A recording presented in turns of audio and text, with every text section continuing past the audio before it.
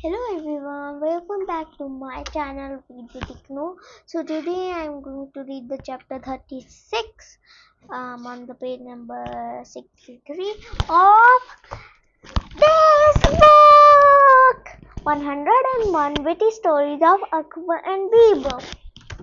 So let's see the chapter 36, the sun and the moon. Okay, I don't know.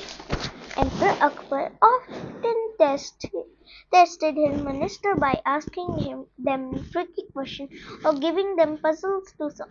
Once, while he was taking the stroll, he asked his ministers, "We know that the sun and moon are high up in the sky and are visible to all, but I am curious to know if there is anything that they cannot see from there which we can see." All the ministers were stumped by the question and did not reply. Finally, Akbar looked up Birbal and asked, "Birbal, why are you replying?" Birbal smiled and said, "Azur, they cannot see darkness as they always in light up our world, but we can see darkness where there is no light source present." As always, Birbal's answers impressed Akbar. He looked at Akbar with great admiration and rewarded him for his wise answer. So now the chapter 36, the collision. One day, Akbar decided to play a prank on Birbal in the royal court. He looked at his ministers and said, "I had an amusing dream last night. In my dream, it was a dark, moonless night.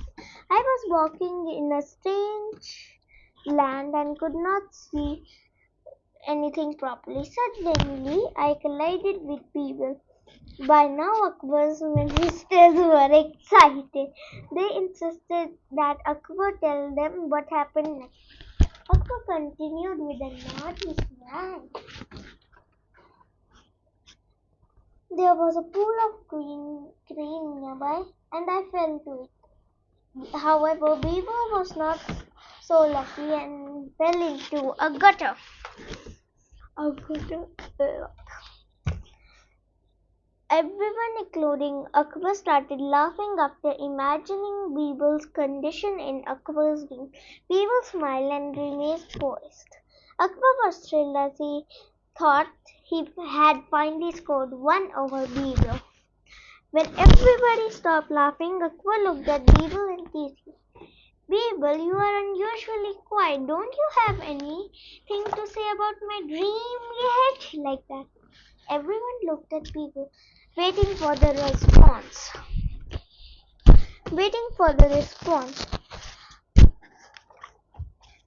Birbal calmly replied, "Hazur,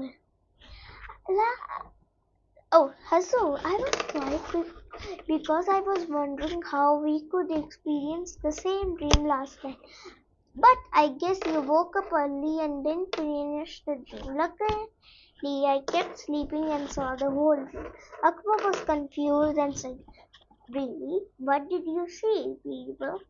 Birbal replied, "When I came out of the gutter and you came out of the pool of cream, we realized that we had no water to clean ourselves, so we decided to lick each other." Akbar turned red with embarrassment and realized that he could never outwit Birbal. Wow, that was such a good chapter. Oh, I think I can read the third chapter, 28th chapter also. Wait, 28? 27, yeah, the chapter. Okay, 28. The Three Dolls.